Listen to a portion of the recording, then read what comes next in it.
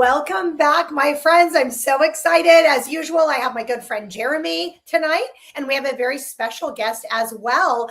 Tell us a little bit about yourself, Jaque, our sex and intimacy coach. Yeah, my name is Jaquelynn Caprista. I'm married. I have a kiddo. And like I was saying earlier to you, I've been a singer first and foremost my entire life. And I finally figured out what I wanted to be when I grew up. Still growing, but I've just recently, within the last decade, been immersing myself in the sex and intimacy world and have been seeing clients and getting used to the social media platforms and everything like that. So yeah, it's a little bit about me. I love that. I'm really excited to have you here. Jeremy, in case people live under a rock, tell them who you are. Hello, my name's Jeremy Van Wert, jeremyvanwert.com. I'm a coach and a therapist and a psychedelic integration specialist and the host of the Mindful Mutiny podcast. Woo, woo. Jaque, you have a podcast as well, right? I do. It's called Mercy and the Mans, and we talk about behind the scenes stuff of what it's like to be working musicians and a couple that is married working together. Wow. So yeah, we kind of integrate the business, the music business stuff, and the relationship kind of aspect of what it's like to bring work and home with us wherever we go. You're going to be our go-to from now on, girl, because this is a topic that comes up a lot with work and with faith and with couples and the integration of all of these, outside influences that come into a relationship. I mean, that was the thought behind this three-way after dark, just the relationship piece that I think a lot of people are afraid to ask about. And that's why we had asked you to join us tonight, because that was our question that came up last week from somebody from our audience was, what do you do when your husband no longer wants to have sex? And I said, so what are you doing about it? And she said, currently, we're just not talking about it. And I'm like, this is a good topic for next week. So let's dive right in. What do you do? Does this come up often in your world? And where do you go from there? It does. I mean, Jeremy and I have talked about this a lot too. First, it's so cliche, but the very first thing is you've got to be able to learn to talk about it. And I think most of the time in session with people, we are peeling back the layers of all the messaging that we've got. You mentioned religion. That's a huge thing that comes up. Most of the time, the way we've never really been taught how to have sex and how to have it in relationships. It's always kind of that scary thing that you just do or you do to procreate. And people don't actively talk about it. So the biggest thing is getting a person in a place where they can handle having that conversation. Jeremy, how do you get to that place?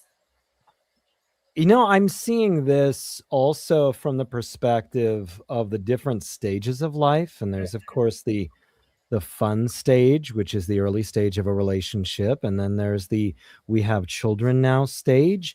There's the I'm working and raising a child and I'm really tired tonight stage.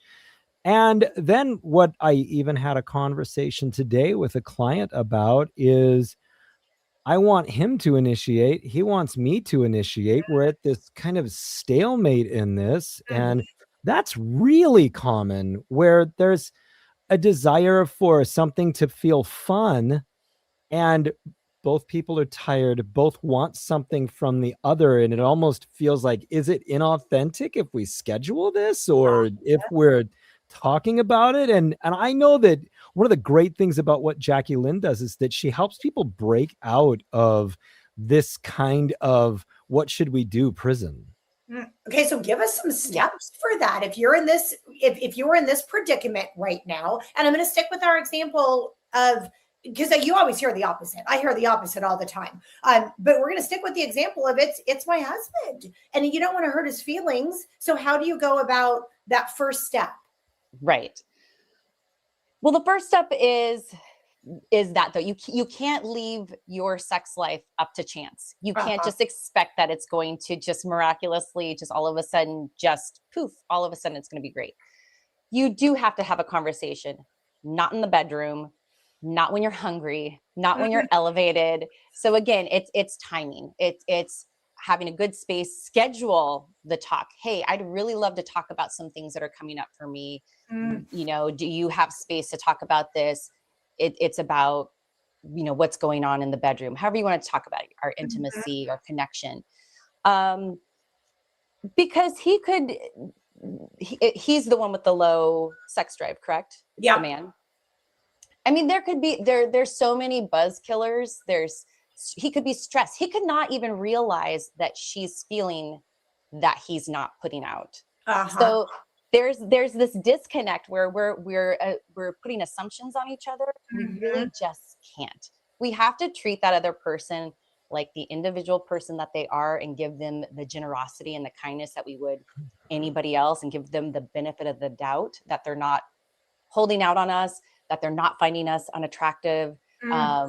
All these things that we start putting on our partners. Well, they haven't initiated. Right. Also, maybe he doesn't know that she wants to be the one that's taken. So it's just all these things. So really what I do is, if someone comes to me with that, it's kind of like, great, well, we can't have anything to do with what their desire is, but what is it that you can get clear with yourself that you want and need, so you're crystal clear with your desires, your needs, your wants, anything that feels good and fun. And the more clear you are, you can bring that to your partner. But if you go to your partner and say, I feel that we're lacking in something, that's not a great place to start, because you're yourself not clear. Well, what would you like me to do? What would make you feel better? Well, I don't know, but it's lacking. Then you're still at it. So you brought the conversation, but you're not bringing clarity to what it is that you need and want. And it changes all the time. Like Jeremy said, you know, job situations, kids, moving. I mean, there are times that, like I said, my husband and I are together 24/7 generally, although he's out of town right now, but generally we're together 24/7. We work together. We have long hours. We raise a child together. And then it'll be for us, you know, our non-negotiable is that we connect at least once a week, no matter what. And what is that? Non-negotiable for us. And if it's gone a little longer, it's like, so I know we're tired. It might just be a maintenance hookup, but like, let's talk about how we can get back into this connection and get into this intimate part of us, because it's been over a week. So then we kind of regroup and reset, talk about what that looks like. What is it that you're needing right now? Maybe it's not even full on penetration. It's not let's go sex. Maybe it's just like, can we just sit and can I sit in your lap for 20 minutes? It's just to start taking the little baby steps to get connected again. I love, that was my question, was like, yeah, what does that look like? Like, I mean, I don't think we're used to asking for this. And there's no training guide for like going into a partnership, going into a marriage. And if you don't have clarity on what the other person wants, how do you do that? So I mean, I think this is such a underutilized conversation. And without this, I mean, I think Jeremy could tell us where these things land, like where this leads to if these conversations aren't had, and if one person continues to feel underappreciated or under whatever whatever that word is that they're feeling, like they're not getting the intimacy they want, they're not getting the, you know, whatever it is that they need without having the conversation. How does your partner know? Yeah, I think where I'm going with some of this is, number one, if a man doesn't have a significant sex drive, really should be seeing a doctor about that first. Is there an issue with testosterone? Is there a medicine? Is there a level of something that is creating low libido? So that's a good space to start. The second thing is, there's a life balance issue in this for a lot of men who end up, and women too, I'm not discounting the female part of this. We all work so hard. We all end up feeling stress and strain. And this is a time in our history where work isn't always a guarantee. And so Mhm. everybody's trying to do their best to stay where they are or get somewhere better. It's a lot of stress and strain, and a lot of that can drain a lot of your base level just feelings of excitement for life. So Mhm. is that guy coming home drained, and he just doesn't have the energy for it, and he's not getting good sleep either. Sleep is another a big important piece of this. And lastly, often the playfulness Mhm. ends up kind of waning after a period of time, and it's replaced with this odd kind of like obligation that doesn't feel as fun. Mhm. And so one or the other can go, well, gosh, like it shouldn't be all my responsibility to make it fun, but also like you got to break some ice somehow. Mhm. Can you initiate making it fun, start something new? And if that's not really working, then sitting down with somebody like Jaquelynn and having these conversations in such a constructive way that is fun, that is productive, where it doesn't feel awkward, where it's a part of a program and a curriculum for learning more about things and essentially being assigned. This week, Bobby, you're going to do this. Okay. And it makes it a little less of a risk, Uh-huh. because then the coach told you to do it Mhm. and it either worked or it didn't. And, Yeah, and that's a cool thing too. Right. love I mean, that. there's Yeah. so many fun things to do, because what's fun for you might not be fun for me. But Uh-huh. if I want to bring us together and have connection, I'm probably going to have fun if I know that you're having fun and I'm bringing you pleasure. So Mhm. there's a way to also do that. I always say take turns. What you want, you get tomorrow, and then the next day your partner gets, and Uh-huh. you get to have fun with switching up dynamics. There's a lot of new products now that there's I can't remember the name of it, of course, but there's a like a sex concierge where Ah, you actually can subscribe to certain services where they send you a box for the month, and it might Oh, be a wow. new toy or uh-huh. a lube or something, or it gives you a prompt. And Uh-huh. so it kind of gives you a little guide that you kind of like both don't know what it's going to be, and you get to kind of like either it fails miserably, but so what? So that's kind of the fun in it too, Uh, of going like, that does not work for me. But right. it also is another way to learn what doesn't work for you. Uh-huh. A lot of what we do is like, a lot of times just connecting to breath is new for people, and Mm. learning to shut off the outside world and be present. And it's really hard to do this day and age. I mean, I know Mhm.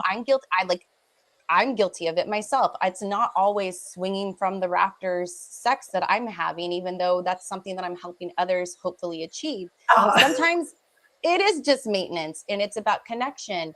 But a lot of it, like Jeremy said, ruling out the physical. If there's maybe something that's undiagnosed, there's a new medication that you have in, or even just as little as seasonal allergies, there's always something that we're fighting against. And you're also fighting against those voices in your head of past people telling you that Mhm. your pleasure isn't yours to enjoy. Uh-huh. You're a slut for wanting to initiate sex. And then I say, great, then I'm a slut. Thank you very much. I will take that and wear it with pride. So you're also fighting that. You're fighting how you were brought up. Mhm. I encourage a lot of people to start with even self-pleasure practices, just to get like learning what feels good in your own body. Do you know what turns you on and how to touch your own body? How can you learn that so you can bring somebody else into that space with you too?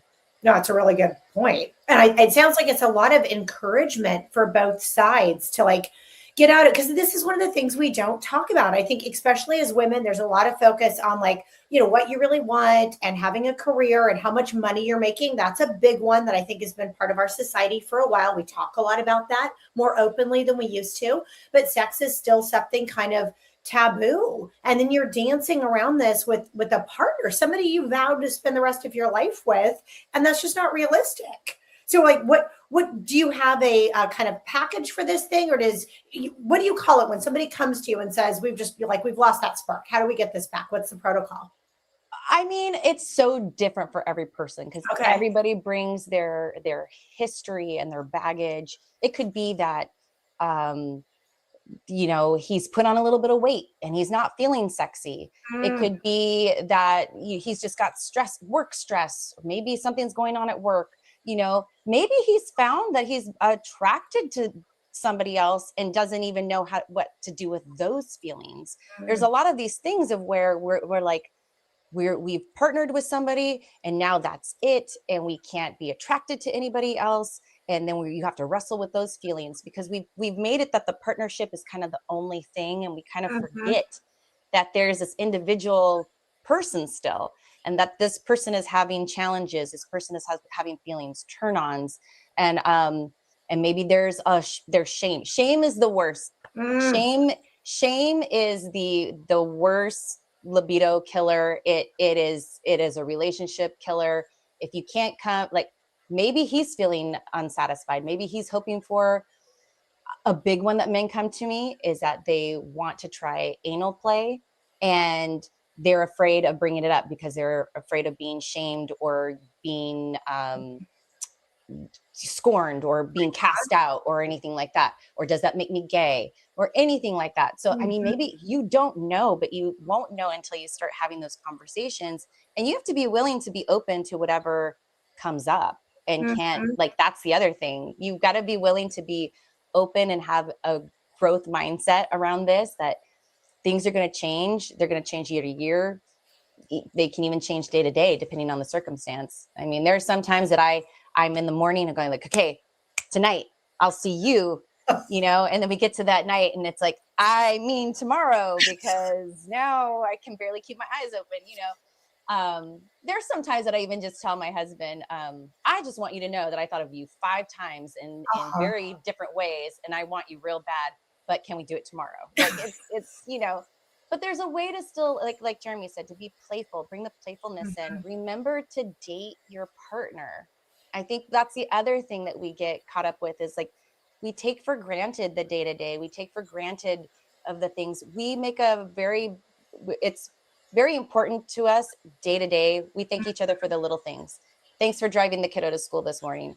Thanks for doing the dishes. Thanks for taking care of that phone call that needed to be taken care of. It goes a long way to show gratitude for the little things that make people want to show up for you in that way. I mean, you're in your most vulnerable state. You're sharing your body and your desires and your fantasies.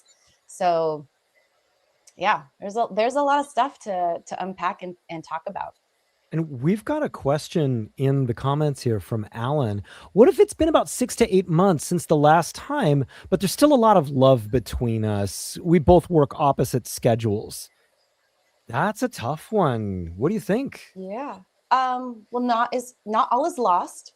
And again, you have to have a conversation. I would ask, are you, like, if you haven't asked, ask, is there a reason why we haven't had sex? Do you need me to initiate more? Is there something I'm not doing? Is there something I could do? In the Somatica world, where I'm a graduate of, we talk about the pilot light. And think of it like this. If you go to bake a cake, you're not going to put a cake into a cold oven. You got to preheat it.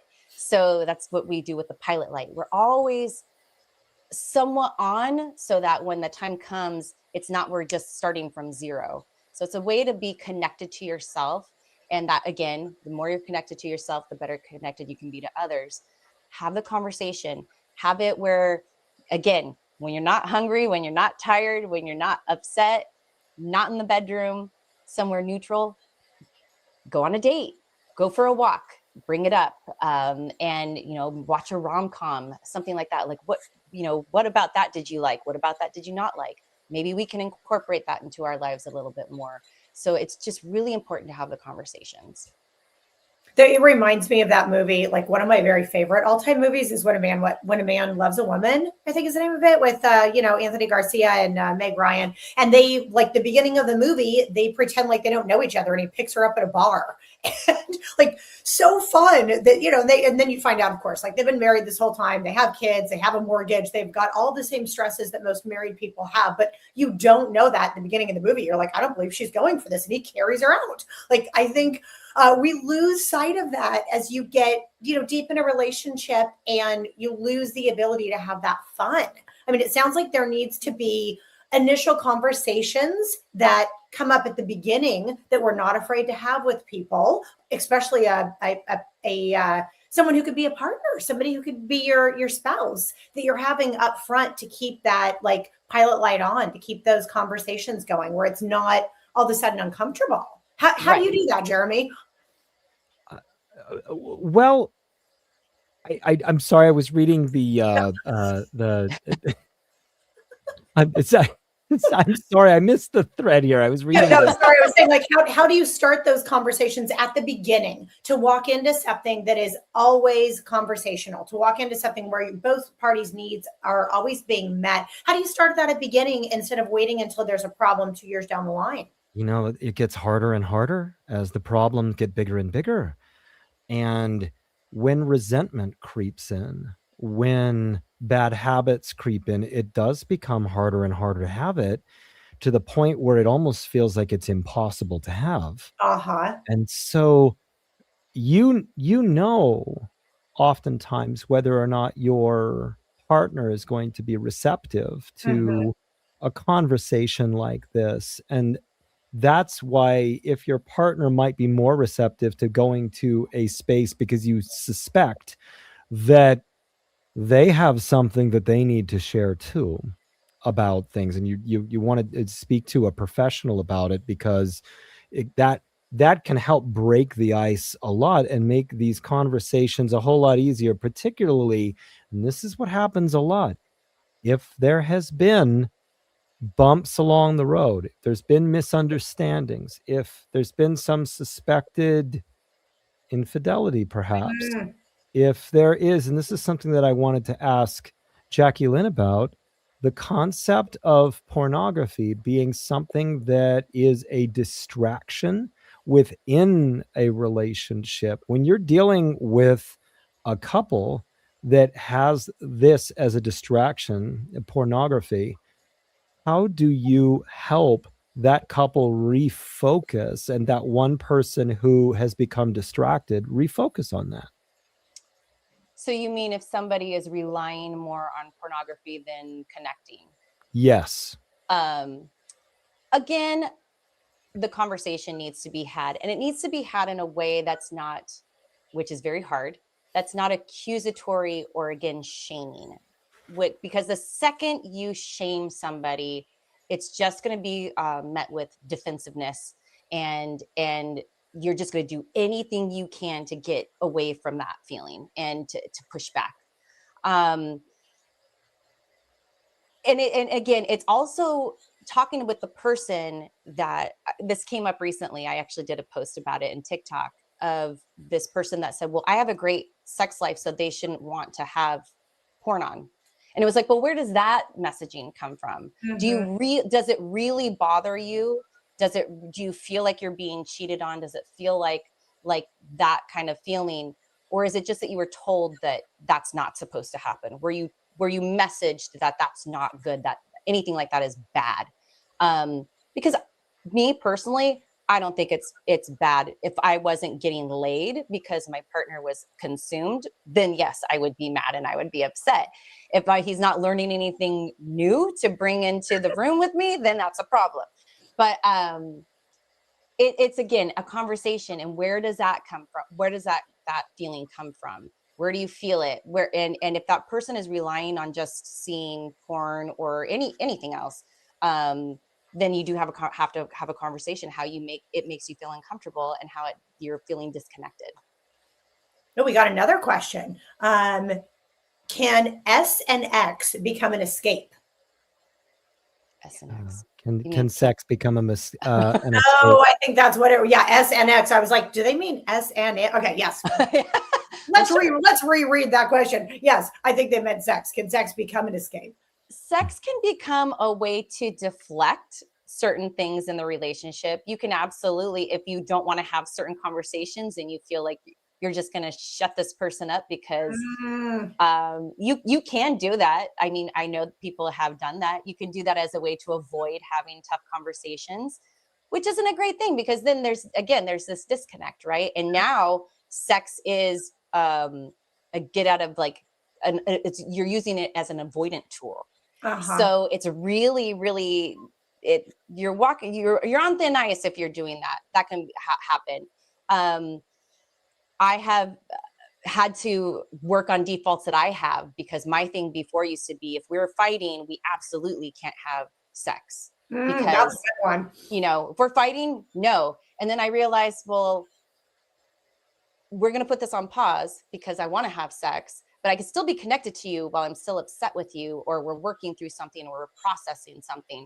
So it's just being self-aware. It's being very self-aware. And that's one thing to think about, and really truly sit with that. And am I having sex to escape from the stress of the day? And at the same time, though, it doesn't have to always be a bad thing, as long as you're dealing with things that are right in front of you and in your relationship, and you're not completely avoiding everything. Sex is a really good stress reliever. So I think, if you can avoid having stress in your life, or, it's good for your hormones and your body and everything, then go ahead, do it. But not at the expense of having hard conversations or overcoming issues or things that you need to process. That was a great question. Thank you. Does that mean that angry sex is bad? Maybe it's one of your turn-ons. Maybe it's something that's helping in the bedroom. Not necessarily. If you just have to be mindful and self-aware. You don't want it to be a default that's what you always have to have a fight to have good sex. You might want to think about what's coming up around that. Maybe it's not really that you're having angry sex, it's that you're having passionate sex. So how can we have passionate sex without having to get in a knockdown, drag out fight? Yeah. How can we reach the passionate part without that? Maybe instead of it being angry sex, it's just throw me against the wall and, that take me kind of feeling, or wanting to overcome somebody. Then just have that conversation of making that happen without the anger part. That was great advice. I was thinking Jeremy has a retreat coming up, and I was thinking for anybody who has kind of these barriers, and I know, I believe in all the things around self-help and finding a way to break down a lot of those barriers that we're having in whatever realm they are in our lives, because we should all be growing, right? So maybe the retreat would be a good thing to pitch now, Jeremy, with anybody that has some barriers that they want to work with. I'm going to share the link, the landing page for my retreat with you, Jessica, so you can put it in the description of this. I'm doing a ketamine-based retreat in Tahoe on June 5th through the 7th. Medicine that is meant to help you transcend out of yourself. It's wonderful for things like PTSD, for ADHD, for your search for meaning, for getting out of the way that you're thinking about certain things and creating new neural pathways. It's going to be a very healing weekend with these things always turn out to be, everybody who's there is there to like mutually support one another. And it ends up being one of those very memorable weekends where you remember the ways in which that you healed and the way in which you watched other people go through their own healing process too. So if you're interested in getting one of the 7 spots, and they're filling up, then go to the landing page that is going to be in the description of this podcast and learn a little bit more about how to get involved with it. And it could be couples as well. You could absolutely, yeah. We got a spot for a couple. I love that. I think that would be so much fun. Well, I want to encourage our audience to throw any other questions, even after we are done with today's podcast. throw them out there so that we can build that for next week. I love having the audience participation. Such a joy. You're going to come back all the time, Jaquelynn. You're so fun. So fun. I didn't even know what we were getting into tonight, Jeremy. Thank you so much for the introduction. But yeah, you've been so helpful and so fun with your viewpoint and true help with how you deal with a lot of these things that I think we're afraid to ask about. And, Yeah. you know, I have the privilege of having such great people in my world and we have these conversations, but not everybody does. So No. yeah, join us next week, throw your questions in and don't be afraid. Yay. All right. Until next time, my friends, great to see you all. Thank you for having me.